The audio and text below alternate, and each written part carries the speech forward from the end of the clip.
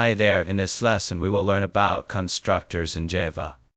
A constructor is a special type of method that is used to initialize objects of a class. It is called automatically when an object is created and it has same name as that of the class name. In this lesson you will learn about constructors in Java and how to use them to create objects. We will start with the basics of constructors, including the types and syntax. You will learn about the default constructor and parameterized constructor and how to use them to initialize objects. We will also cover the concepts of constructors chaining and how it can be used to simplify code.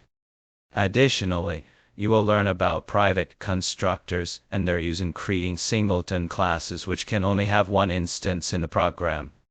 By the end of this lesson you will have a good understanding of constructors and how to use them effectively in Java programming. So, see you in the next video.